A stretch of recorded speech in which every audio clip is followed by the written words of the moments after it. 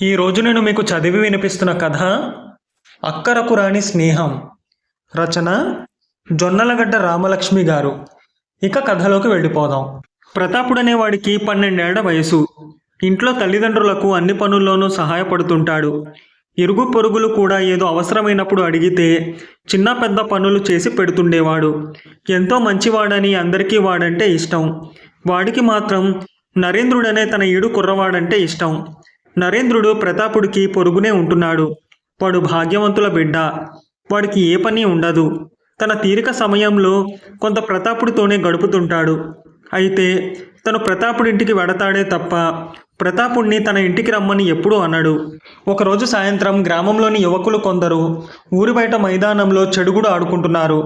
కొంతసేపటికి అలసిపోయి అందరూ కూర్చుని కబుర్లు చెప్పుకోసాగారు. ఆ సమయంలో అక్కడికి పొరుగురి తినుబండారాల వ్యాపారి వచ్చాడు. వాడు కొత్త రకం తినుబండారం ఒకటి తయారు చేసి తెచ్చాడు.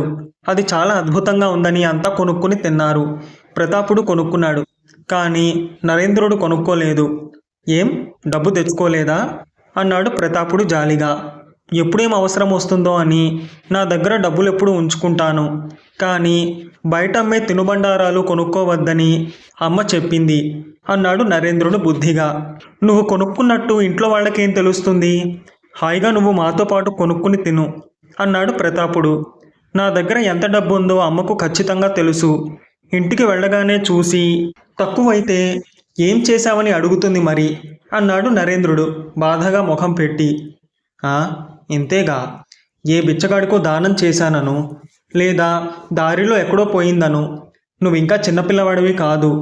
నీ వాళ్ళు నీ మాట నమ్మరా అని అడిగాడు ప్రతాపుడు ఆశ్చర్యంగా. దీనికి నరేంద్రుడు కాసేపు తలాడిస్తూ ఊరుకుని, నమ్ముతారనుకో, కానీ అబద్ధం చెప్పడం పాపమని నాకు బామ్మ చెప్పింది. బామ్మ మాటలు నేను నమ్ముతాను అన్నాడు. అయ్యో, నా దగ్గర డబ్బులున్నాయి. కావాలంటే నేను నీకు ఇది కొనిపెట్టగలను, కానీ మీ అమ్మ నిన్ను తినవద్దన్నది అని నొచ్చుకున్నాడు ప్రతాపుడు. నువ్వు కొంటే తింటాను, ఎందుకంటే నా దగ్గర డబ్బులు తగ్గవు కాబట్టి ఇంట్లో ఎవరికీ తెలియదు.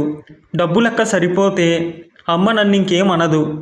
అడక్కపోతే నేను అబద్ధం చెప్పనక్కర్లేదు కదా అన్నాడు నరేంద్రుడు తెలివిగా. ప్రతాపుడు నరేంద్రుడికి తినుబండారం కొనిపెట్టాడు. వాడది తిని ఎంతో మెచ్చుకుని, నీ మూలంగా నాకు ఇది రుచి చూసే అదృష్టం కలిగింది. కానీ ఈ విషయం నువ్వు మీ అమ్మకు కూడా చెప్పకు, మా అమ్మకు చెబుతుందేమో అన్నాడు. సరేనన్నాడు ప్రతాపుడు. ఒక రోజున పొరుగింటివాడు బయటకు వెడుతూ ప్రతాపుణ్ణి పిలిచి, నాయనా, ఇంట్లో నరేంద్రుడు ఒక్కడే ఉన్నాడు. మేమంతా 2 గంటల్లో తిరిగి వస్తాం. అంతవరకు నువ్వు వాడికి తోడుగా ఉండు అని చెప్పారు. అంతవరకు ప్రతాపుడు నరేంద్రుడి ఇంటి లోపల భాగం చూడలేదు. అందువల్ల వాడు చాలా కుతూహలపడ్డాడు. నరేంద్రుడి ఇల్లు ఎంతో వైభవంగా ఉంది. ఆ ఇంట్లో ప్రతాపుడికి తెలియని సదుపాయాలెన్నో ఉన్నాయి. నరేంద్రుడికైతే ప్రత్యేకంగా ఒక గది ఉంది. ఆ గదిలో అద్దాల బీరువా నిండా రకరకాల బొమ్మలు, ఆట వస్తువులు ఉన్నాయి. మరొక బీరువా నిండా చాలా పుస్తకాలు ఉన్నాయి. ఇవన్నీ ఉండడం వల్ల ఇంట్లో ఒక్కడనే ఉన్నా నాకు మంచి కాలక్షేపం, కానీ నాకు నువ్వుంటేనే ఎక్కువ కాలక్షేపం అవుతుంది అన్నాడు నరేంద్రుడు. ఆ మాటలకు సంతోషించిన ప్రతాపుడు బీరువాల్లో ఉన్న ఆట వస్తువులు, పుస్తకాలు ఏవి ఏమిటో ఒకసారి పరీక్షగా చూస్తాను అంటూ వాటికేసి వెళ్ళబోయాడు. అయితే నరేంద్రుడు వాణ్ణి అడ్డుకుని ఒక వస్తువు కానీ పుస్తకం కానీ ముట్టుకొనివ్వలేదు. బయటవాళ్ళు ముట్టుకుంటే అవన్నీ పాడైపోతాయని పెద్దవాళ్ళు వాడికి చెప్పారట. మరి నువ్వు మా ఇంటికి వచ్చి అన్నీ ముట్టుకుంటావు కదా అన్నాడు ప్రతాపుడు ఆశ్చర్యంగా. మీ పెద్దవాడు వద్దనలేదుగా మరి అన్నాడు నరేంద్రుడు. ఆ తర్వాత ఇద్దరూ కూర్చుని ఏవేవో కథలు చెప్పుకున్నారు.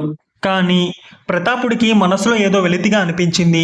మరొక రోజున కుర్రవాళ్లు కొందరు ఊరి బయట చెరువు గట్టున కూర్చుని ఉండగా ఒకతను పిల్లన గురోవులు తెచ్చాడు.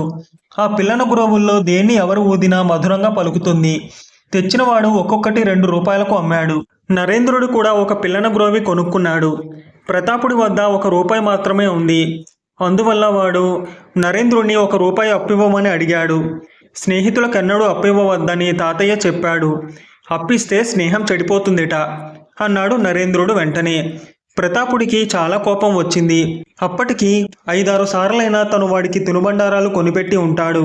లెక్క చూసుకుంటే 1 ఏడాదిలో తను వాడి కోసం ఖర్చు పెట్టింది 20 రూపాయలకు తక్కువ ఉండదు. ఇప్పుడు రూపాయి అడిగితే అప్పుగా కూడా ఇవ్వనంటున్నాడు. అన్నీ తన నుంచి తీసుకుంటూ తనకేమీ ఇవ్వని స్నేహితుడు వాడు. అప్పిస్తే స్నేహం చెడిపోతుందన్నావుగా, గుర్తుంచుకో. ఇప్పుడు అప్పు ఇవ్వనందువల్ల మన స్నేహం చెడిపోతోంది. ఈ పిల్లన గురోవి నేను కొనుక్కోలేకపోయానో మనం ఇక స్నేహితులం కాదు అన్నాడు ప్రతాపుడు ఉక్రోషంగా. అలా అనకురా, నీ స్నేహం లేకుండా నేను ఉండలేను అన్నాడే తప్ప నరేంద్రుడు వాడికి అప్పిస్తాననలేదు.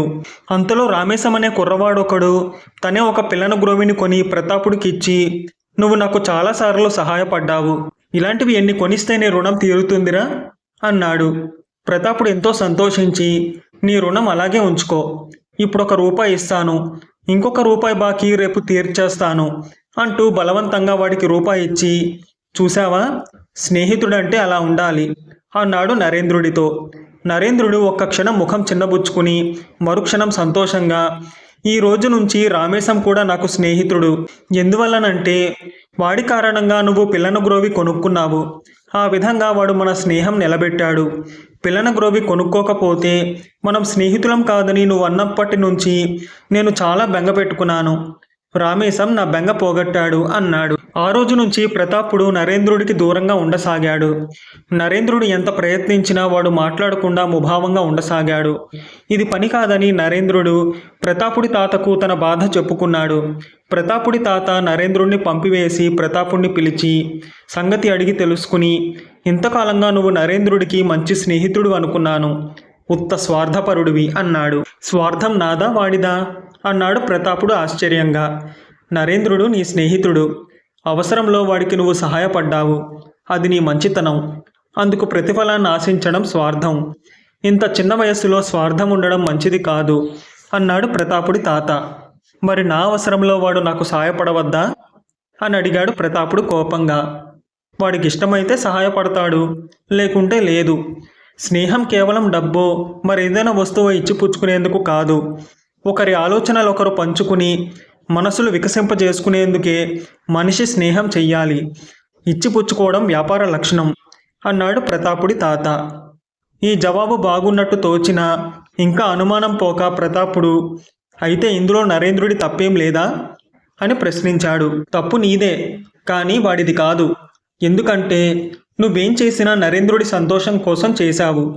మరి తను సంతోషించని పని చెయ్యమని వాడిని అడగడం నీ తప్పు కాదా అన్నాడు ప్రతాపుడి తాత.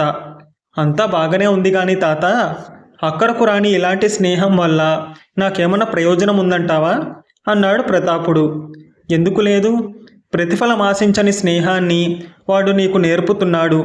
నీ నుంచి ఏమీ నేర్చుకోకపోతే అప్పుడు నరేంద్రుడికే నీది అక్కరకు రాని స్నేహం అవుతుంది అన్నాడు ప్రతాపుడి తాత. ప్రతాపుడికి తాత సందేశం అర్థమైంది.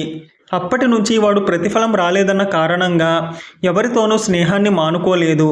అయితే తాత వాడికి ఏం చెప్పాడో తెలుసుకున్నాక నరేంద్రుడు కూడా తన ప్రవర్తనకు సిగ్గుపడి క్రమంగా ఉపకారపరుడిగా మారి తను ప్రతాపుడి స్నేహం వల్ల మంచి ప్రయోజనం పొందాడు. ఈ కథ ఇంతటితో సమాప్తం. మీకు కనుక ఈ కథ నచ్చితే లైక్ చేయండి, మీకు తెలిసిన వారికి షేర్ చేయండి, మీ విలువైన అభిప్రాయాన్ని తప్పకుండా కామెంట్ చేయండి. నా ఛానల్ని సబ్స్క్రైబ్ చేసుకోండి, పక్కనున్న బెల్ బటన్ని యాక్టివేట్ చేసుకోండి. నేను పెట్టే కొత్త వీడియోస్ మీకు నోటిఫికేషన్ రూపంలో వస్తాయి.